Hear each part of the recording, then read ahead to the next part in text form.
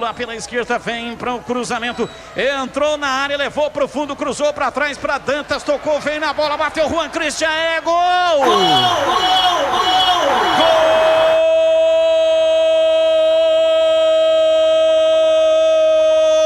Gol do Vila Nova! Na marca de 34 minutos, o caminho foi pela esquerda. Trabalhou até a chegada de bola no Caio Dantas. Ele escorou no costado da defesa do time do Guarani. Juan Christian apareceu finalizando na cara do Pegorari e mandou a bola para o fundo do gol. O lance está sendo checado pelo VAR. Felipe Jorge Bennett está no VAR, está checando.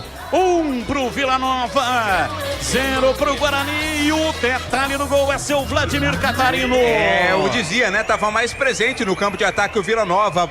A troca de passes praticamente dentro da área.